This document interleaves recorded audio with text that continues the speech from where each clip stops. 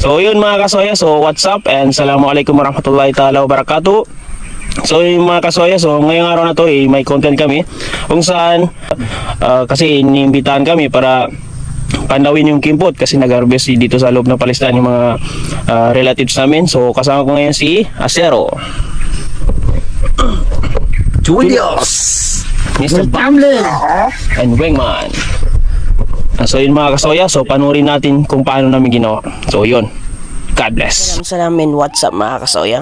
Ngayong araw ay nandito kayo ngayon sa Calanganan 2, Cotabato City, dito banda sa Timaco Hill, kung saan magkiki-harvest kami at magpandaon ng kimpot sa loob ng palaisdaan. Sana makarami kami ng huli dahil yun ang magiging ulam namin ngayong araw na to. At kami ang Iranong vlogger ng mula sa Bagodos, Cotabato City, Team Soya. So yun mga kasoya, so pumunta kami dito sa Imbornal kung saan may lumpot dito or kimpot na nilagay. So tingnan namin kung may laman or may huli na mga isda o ipon at saka limango mga kasoya. So ayan na nga mga kasoya na sa baba na si Julius at saka si Acero. Bumaba sila para tingnan or ayusin ang kimpot sa baba.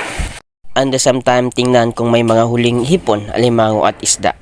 At sa puntong ito ay nagpaalam kami sa may-ari ng palaisdaan para pandawin itong kimpot. Kasi nga po kagabi pa nila ito nilagay at kung ano yung mahuli namin ngayong araw na to ay sa amin na daw at magiging ulam namin. Dahil yung mga ibang hipon ay namatay na mga kasoya. At sana kahit last pan daw ay maparami din ang huli namin dahil ito yung magiging food trip namin ngayong araw na to. Kaya let's go, panurin natin kung may mga huli kaming alimango, hipon at isda. So yun mga kasoya, so yeah. Kaya nga kami nandito sa loob ng palaisdaan dahil nag-harvest itong may-ari ng palaisdaan. And then ito yung sinasabing kimpot. Yan, yung kimpot. So nilalagay itong trap na to, kimpot na to, or lumpot sa amin, tawag sa amin, para matrap yung mga isda. And then binuksan yung dashboard dyan sa loob. And then yung tubig pupunta dito sa baba, sa labas ng palaisdaan. And then yung kimpot or lumpot na kung tawagin sa amin na trap is may talian siya para matrap yung mga isda dito sa loob. Yan po. So baka natin sana may mahuli kami. And then may nahuli na kaming alimango kanina at saka si Acero and then si Julius. And then meron pang sugpo. So baka natin mamaya. God bless. Yan. Yan guys. Ayun nga mga kasoya, so itong last pan daw namin ay may mga huli kaming hipon at alimango.